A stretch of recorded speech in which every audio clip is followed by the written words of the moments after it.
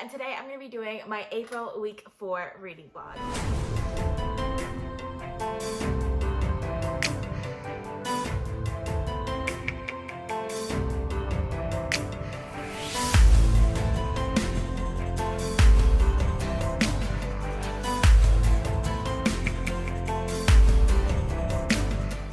Okay, so I had a great reading week last week. I had not a great life week last week, which is probably why I read so much, because I just wanted to get out of my own head. This week is going so much better. At least today went so much better. I was a little miserable yesterday. I just had headaches all day. And then this morning I woke up and I felt great. Because I finished so many books last week, I'm in the middle of a lot of books. So first of all, if you haven't seen my last week reading vlog, you should definitely check it out. I'll link it up in the cards for you guys. And like always, I'm gonna start off with the books that I'm currently reading. So first of all, I'm still in a reread of the Harry Potter series by J.K. Rowling. I'm currently on the third book, Harry Potter and the Prisoner of Azkaban. And this is my favorite book in the series. So I am loving this right now, like really loving it. So I've been reading the illustrated edition and annotating the paperback copy. I found with this book though, which I didn't have the problem with the last two books, that a lot of times like I just find myself reading and I'm forgetting to annotate, and then I get to the end of the chapter and I'm just like, I didn't highlight anything, and like I go back through and highlight the things that like I remember that I should have highlighted. I don't know how well my annotations are going to be for this one, just because I'm getting too lost in the story, which is interesting. Like that didn't happen with the first two. I'm also still currently reading Memories of Ice by Erikson. I didn't make a whole lot of progress with this last week because this is a book that is a lot harder to read, and I found myself just reaching for books that are just easy to read and easy to get into, that you can lose yourself in without really thinking very much. And this is definitely a book that you have to think a little bit more about. So yeah, I didn't make any progress on this last week, but this week is a lot better, so maybe I'll get to this one a little bit more this week. We'll see. I don't know. I don't have plans right now on whether I'll read this one that much or not, but I do want to read this one very soon.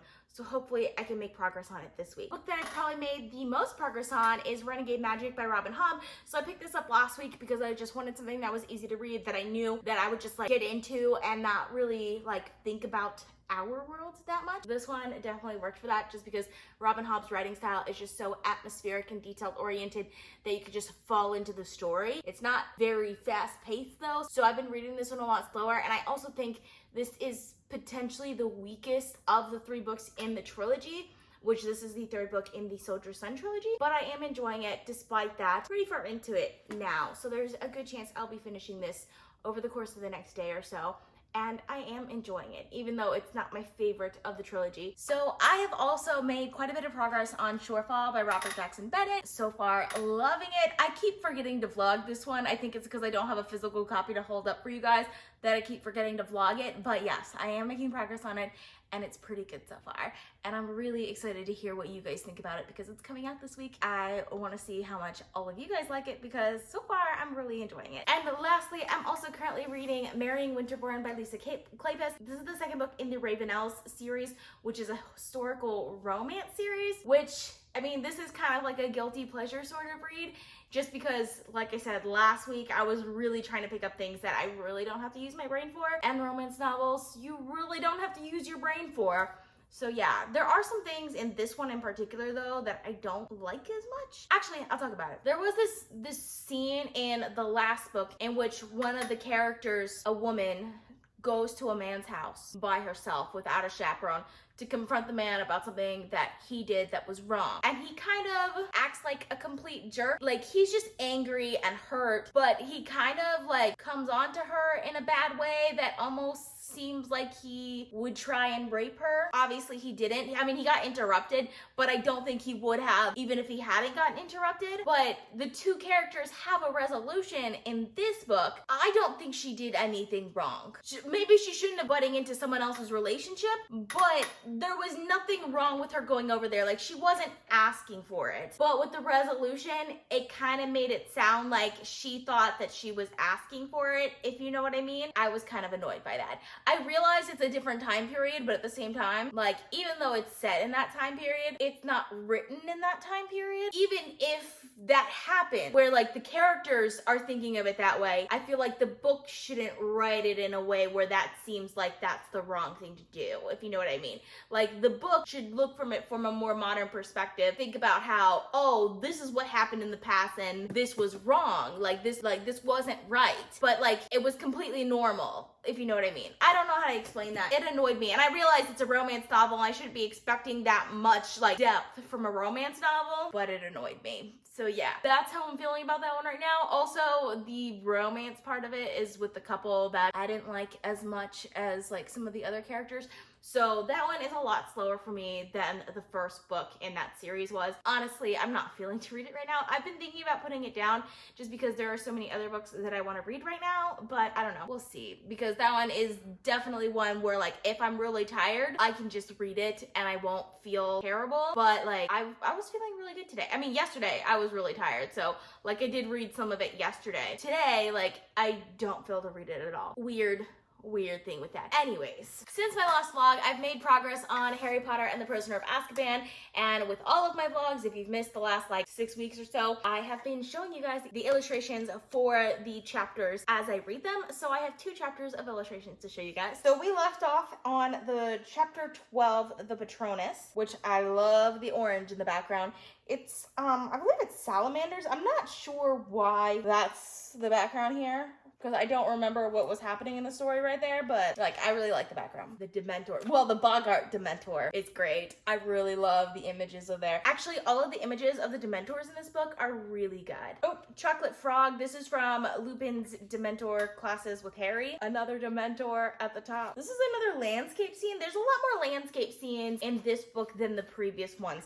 I really enjoy the landscape scenes, but they're not terribly relevant to the plot. And then we have some blood spots and ginger hairs here for the thing that happens with Scabbers. So I am just terrible at vlogging this week because it's already Thursday, April 23rd. And this is the first time that I've checked in with you guys all week. 4 days have gone by this week. After the initial like start of this vlog, I haven't checked in with you guys at all. So I apologize for that, because I have finished 2 books since I last checked in with you guys. The first one is Renegade Magic by Robin Hobb. I finished this one just a few minutes ago, actually. I listened to this entirely on audio, and for the longest while, I was just kind of like, this book is not as strong as the other books. I enjoyed it, but it was okay. It's not my favorite by her. And then the ending happened. I loved the ending because Robin Hobb wrote it in a way where like you think it's gonna end in a certain way, and then it just all changes, and then it gets really, really action-packed for a second. I really love the action towards the ending, especially like because it looks like one character is gonna save the other character, and then like things happen, and it's really good. Like I really liked the ending. Even so, I think the majority of this book I found somewhat boring. I mean, it's not boring because I was like really into the story the entire time, but at the same time, like the actual plot of the story was not that interesting. Like I liked the world and the characters, and because I liked that, I liked to live in the story, but I had difficulty with the actual plot of the story, if that makes sense. So I'm giving this one like a flat 4 stars, which I think is the lowest rating I've given any of Robin Hobb's books, which I've given several of her other books 4 stars flat as well. But like, I mean, it's still a brilliantly written book. It's just not particularly action-packed except for that like one scene towards the end that I really liked. But yeah, I still really enjoyed this one. I also finished Harry Potter and the Prisoner of Azkaban by J.K. Rowling. And yes, I did completely annotate the paperback copy. I feel like there's more to this one than the other ones. Like for example, the politics in Prisoner of Azkaban is just completely different than the first 2 books. I feel like the maturity of the books definitely grows from book 1 all the way through, but the politics in Prisoner of Azkaban is like one of my favorite parts of this book, which surprised me somewhat. When I think about the Harry Potter series, the politics is not something I think about as being my favorite part of the series. Maybe because more recently I've realized I really love politics in fantasy. It's more in my mind when I'm reading the series. The politics is really good. Like really, really, really well done, and I really, really enjoyed it. And that also means I have tons of illustrations to share for you guys. I think in my last clip, my camera cut out before I finished showing you guys, so I'm just gonna show you starting with that last chapter that I was on. And then the next chapter was Gryffindor versus Ravenclaw. So we have the white lettering with the black background, which of course you guys know is my favorite. There's a texture behind these words. I actually don't like this one as much. I think I just don't like the texture. It has kind of like almost a snakeskin vibe to it, but not really. I don't know. I don't like this texture. I like that it has a texture. I just don't like this one in particular. Then we have Harry and Cho because they're the Seekers of the Gryffindor and Ravenclaw teams. I always thought it was weird that the Seekers of the Quidditch teams are characters that are actually very relevant to the story because, you know, you got Harry, Cho Chang, Draco Malfoy, and Cedric Diggory. So this one is one of my favorites. So this is during the Quidditch game, has the entire Quidditch stadium with like all of the players and everything in the background behind the text, which is just the best. I absolutely love this one. And then we have, I think that's supposed to be Neville Longbottom. It doesn't really look like how I'd expect Neville Longbottom to look though. And I'm not sure why he's holding a doll of a house elf. And then we have Snape's Grudge. Buckbeak. Oh, Buckbeak is so gorgeous. I love Buckbeak in this picture. We have the security trolls for the fat lady. This one is pretty too. This is the Shrieking Shack. And I love the blue texture in the background of the text. Like, it's one of my favorite ones. And then the Quidditch final. The Quidditch in Prisoner of Azkaban is my favorite in all of the books. Like, I love the Quidditch in this one. We have Hermione hugging Ron, and he does not know what to do with his hands. Though this is also around the section where Hermione slaps Malfoy in the face, and I really wish that they had done an illustration of that instead. I love the texture in the background here. I'm not sure what it's supposed to be, but I love it. This one is also one of my favorite ones. So this is the Black Dog, of course. What I really love about this one is how it interacts with the text. And then it continues on to the next page, still interacting with the text. And then it continues on to the next page as well. And I really, really love that one. So the next chapter is Professor Trelawney's prediction. The teapot. The teapot is just absolutely fantastic. I love the teapot here. Obviously, that is actually not referring to Professor Trelawney. The teapot is referring to the Transfiguration exam where they have to turn a tortoise into a teapot. And you can see like back legs of the teapot still have tortoise legs. So I really like that inclusion there though, because you would think it has to do with Professor Trelawney because she drinks tea a lot, but it has nothing to do with it. But if it did, it would be hilarious. Again, I love how the illustration is in the background here. This is, I think, a silhouette of the Hogwarts castle. And then again, we have silhouettes of the trees from the Forbidden Forest in the background of the text here. We have one of the greenhouses that they have to take their herbology exams in. It is gorgeous, by the way. Professor Trelawney during the exam. She's always hilarious in these illustrations. And then in the corner here, we got Scabbers again. I don't know why, but Scabbers is so cute in these illustrations. Theoretically, he's not cute, but in the illustrations, he's so cute. The next chapter is Cat, Rat, and Dog. We have the cat's tail. We got Sirius Black in the Shrieking Shack. This one is a great illustration too. Super creepy. Then we have Moony, Wormtail, Patfoot, and Prongs. This is around the time that I just started binge reading this book because I couldn't stop myself. Also, really love the roots of the Whomping Willow in the background here. It is gorgeous. Scabbers again. Chapter 19, The Servant of Lord Voldemort. This has got to be one of my favorite illustrations. This is Snape when he barges in on them and he doesn't know what's going on and he doesn't want to hear it. But I love the magic in this one. The magic illustrations are always the best. Background here is fantastic. Peter Pettigrew. Oh my gosh, this is a hilarious picture. It's dark, but it's hilarious. And I think this is a much better representation of him than what they had in the movie. Like, I think this is what I would picture Peter Pettigrew as. Background here is also amazing. And then we're on the next chapter, The Dementor's Kiss. I really love the background here. It has a very different art style than a lot of the rest of it because it's more of a design sort of, but I really like it. Like, I can see that being like a really good cover or something. Ooh, I don't know if you can see this because it's so dark, but they have like silhouettes of trees and branches in the background, and I really, really like it. Like, this is probably one of my favorite background illustrations. This book has a lot more background illustrations than the other books, but I actually like it better because of that. This illustration made me stop for a second. Like, I was speechless when I saw this because it's super creepy. Like, super, super creepy and terrifying is what it is. This is legitimately terrifying and I love it. So the next chapter is Hermione's Secret. And I think this is why I love Prisoner of Azkaban, because like it feels like the book is over at this point, but there's more. So we got the dark branches in the background again, and this one has to be one of my favorite illustrations in the entire series. Like, it's a magic illustration, dark, it's creepy, but yet it's so hopeful.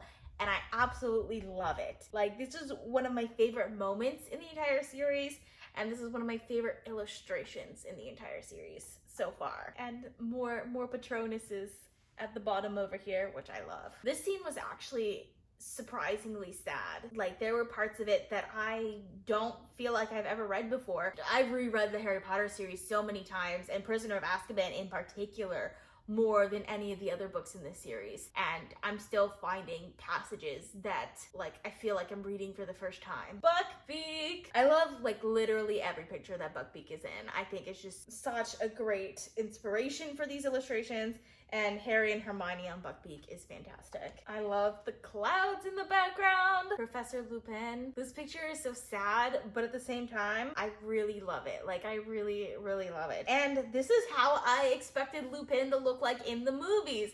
Like, I don't like the portrayal of Lupin in the movies, and I think this is actually perfect. More clouds and birds in the background. I think this is supposed to be a Hogwarts wall. It's so hopeful compared to some of the previous illustrations that we have, and I like that about it. The little owl, I love the little owl. And we're at the end. Not quite, because, like, didn't expect this, but holy crap. That flap covers up a lot. So yeah, those are the illustrations from Harry Potter and the Prisoner of Azkaban. I started to realize how good the illustrations were when it was at that last moment with Harry and the Dementor. That illustration, so good. I absolutely loved it.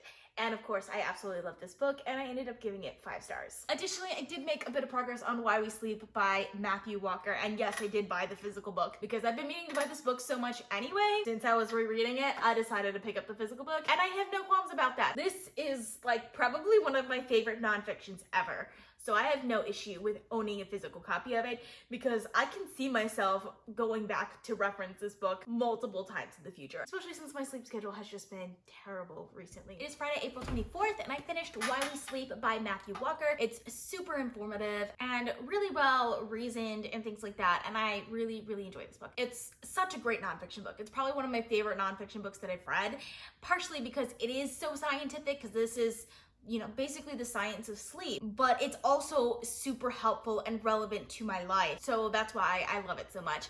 And I ended up giving this one 5 stars. So when I finished that one, I wanted to start a new audiobook, and I've been in such a mood reader like atmosphere for the last month or so why would I change now? So I decided to pick up Writers and Lovers by Lily King. So this is literary fiction. So far from what I can tell, it's about a character who recently lost her mother and is in deep debt. And apparently there's also supposed to be a love triangle in this. I haven't gotten to that part yet. I find this book really compelling. Like, the writing itself is really compelling, even though, like, I don't really know where this book is gonna go. So far, I'm definitely enjoying the writing though, and I'm excited to see where it ends up going. Additionally, last night, I did make progress on Shorefall by Robert Jackson Bennett. Now, mind you, I decided to get the audiobook for it, mostly because I found myself not reading the ebook. I don't like the audiobook though. Like, the narrator that they used for the audiobook gives me a very YA contemporary feel rather than, you know, adult high fantasy feel. I really don't like the audiobook narrator. I don't see myself reading the ebook. Like, it's just not happening. I tried to get the hardcover, but like Amazon's like not gonna ship it until like May 2nd, and by then I hope to be done with this book.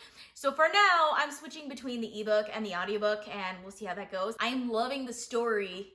I'm just not loving the format right now because the audiobook is not my favorite and the ebook is annoying. So I'm probably still gonna read most of it on the ebook, but use the audiobook just like between the times that I'm reading the ebook, just because I don't have time to read ebooks all the time. Because really the only time I read my ebooks are when I'm taking a bath, because I don't want to take physical books to the bathtub because obvious reasons. I am enjoying that one. That one is just like action back to back. Like, every chapter seems to have another plot thread that is being started or being culminated, and it's exciting, and I'm really enjoying it so far. Also, since I finished Harry Potter and the Prisoner of Azkaban, I decided to start Harry Potter and the Goblet of Fire. I've read the first 2 chapters or so, which is surprising because there's only like 5 tabs on the paperback, which I'm annotating the paperback and reading the illustrated edition like I did with the first 3. It is really surprising that the first 2 chapters I only have like 5 tabs for so far, because like I remember when I was reading Sorcerer's Stone, I had like 15 tabs already by this time. But I think part of it is just the first chapter 1 is basically a prologue. It's not really a whole chapter. And then in chapter 2, it spends the majority of the chapter just summarizing the first 3 books. Between those two things, there's really not that much going on in it. I am enjoying it, and I'm definitely excited to continue on. But that also means that I have 2 chapters worth of illustrations to share for you guys. So first of all, this front cover is gorgeous. I absolutely love it. What surprised me the most though was this inside flap. It's so orange. I wish they had the orange on the front cover rather than just having it on the flap, because it's the fire from the dragon flame right there. And you can see Harry in the background. Super cute. He's so cute right there. He's 14 in there, so he's not like a little boy anymore, but still his facial expression and everything there is priceless. And then we have the inside flap. We got kind of squid tentacles. So I'm guessing this is supposed to be the giant squid. Not sure why they made that choice for this book. I really like how colorful this one is. It's so much more colorful than the last book, because Prisoner of Azkaban was really dark, and then this one is just super, super colorful, because I think this is the vendor at the Quidditch World Cup. Even just like the background designs are super colorful. They're so pretty. I like them. And then we get to the first chapter, which is not colorful, which is expected, because the first chapter is the Riddle House, and it has these like garden sort of landscaping things in the background, which the main character of the first chapter is, I forgot his name, but he's the landscaper for the riddles. And as always, I like the lighter words on the darker background. For some reason, I just absolutely love that in an illustrated edition. We got the silhouette of the Riddle House, which is gorgeous. I really love this one. We have the landscaper on the side over here, just the darkness of it, again, I really love. We have him listening in by the door as Wormtail and Voldemort talk. And then we have Harry waking up, which is super cute. I really like that little section. It's so cute. I like it. And then we have chapter 2, The Scar. And the only illustration we really have in this one is Harry getting a letter from a tropical bird, because Sirius is sending Harry letters with tropical birds instead of owls. And that's all I have for you guys so far. I've heard like rumors that the larger books will have less illustrations than the earlier books. I don't know how I feel about that, or if that is even going to be true. I did realize that this book has 450 pages in it, while most of the other ones had like 280 pages, so it has significantly more pages than the previous books. But at the same time, the regular copy of it has significantly more pages than the previous books as well. So I don't know, maybe it will have less full page illustrations, or maybe it'll do the thing where Prisoner of Azkaban, they had a lot of illustrations behind the text, so the text and the illustrations were on the same page, which I actually like a lot more, so I'd be okay with that. Okay, so it's Friday night and I just finished Writers and Lovers by Lily King.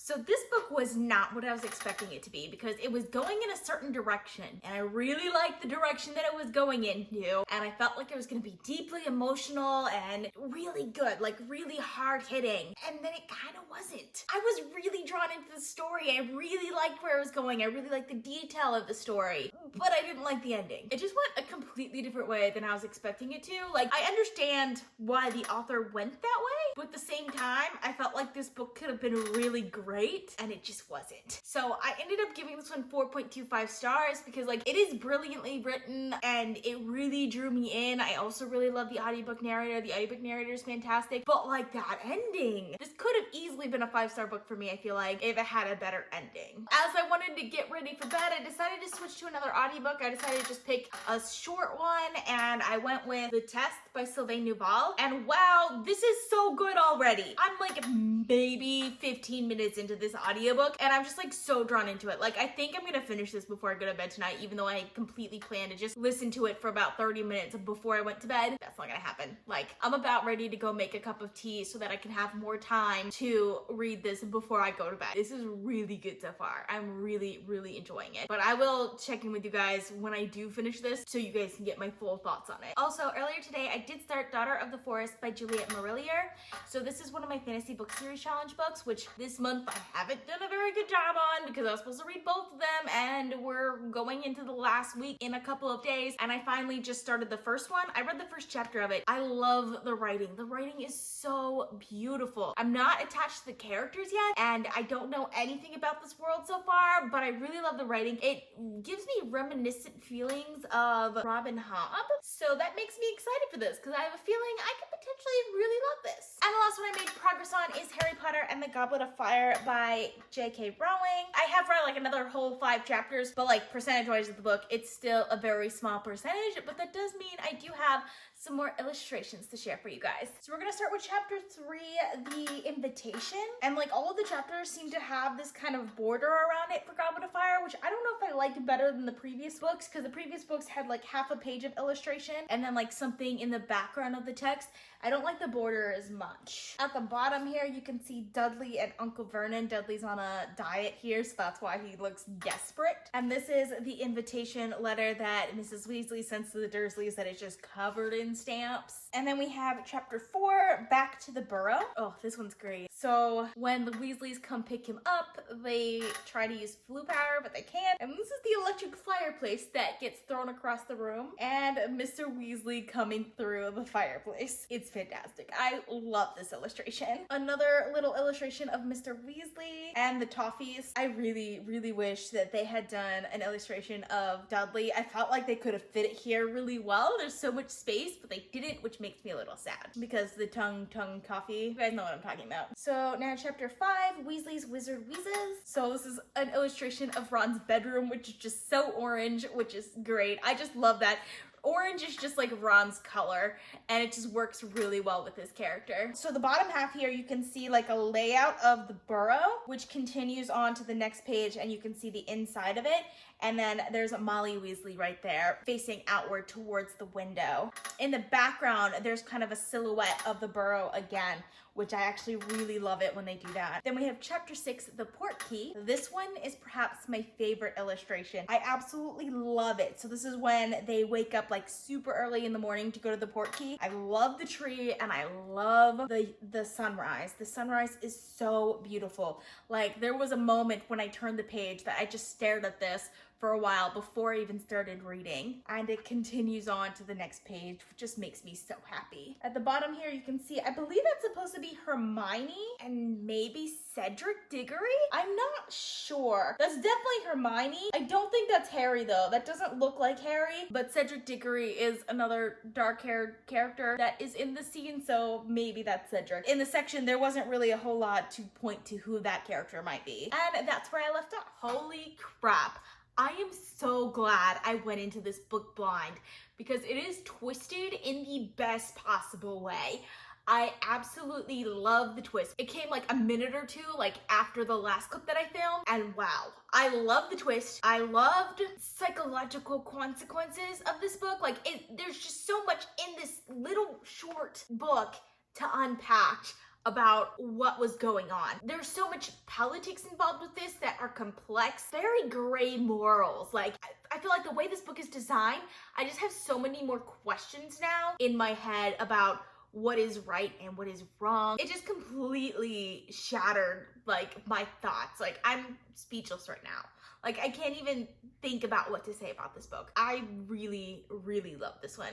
It's gonna be a 5-star for me. Like definitely a 5-star for me. I don't normally give such short novellas 5 stars. Like I really don't, but I feel like there's just a lot going on here that I can't even fully fathom right now. So I think Sylvain Neuval, probably one of my new favorite science fiction authors. Maybe not. Like this is the first thing I've read by him, but it was fantastic. And I don't know how he managed to have multiple character points of views in such a small book, but he had 2 different characters with significant points of view. You really understood their whole characters and their motivations, and even their character development was really well done in here. Like I don't even know how he managed to do that. The plot of the story was fantastic. The politics involved in the story and the themes that it suggests are really well done. I've read some reviews on it since I finished it, which was like a second ago, so not a whole lot of reviews. And some people seem to want like more build-up and stuff with this book, but I really don't think it's necessary. Like I don't think the world building is necessary or anything like that. Like I feel like our own world builds up enough of the tension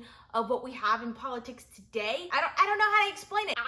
I loved every second of this. Like I could not stop reading this. I had completely planned to go to bed and I had to stay up and read it. Now mind you, like it's a really short book, so it didn't take me long to finish it, but I couldn't stop as soon as I started. It wasn't happening. I wasn't putting this book down. So it's Saturday, April 25th, and this video is already a lot longer than I expected, so I'm just gonna sum up what I've done for the week. So I'm still currently reading Memories of Ice by Stephen Erikson, Harry Potter and the Goblet of Fire by J.K. Rowling, Shorefall by Robert Jackson Bennett, Daughter of the Forest by Juliet Marillier, and Marrying Winterborn by Lisa Kleypas. Additionally, I did finish 5 books this week. The first was Harry Potter and the Prisoner of Azkaban by J.K. Rowling, which is my favorite book in the Harry Potter series.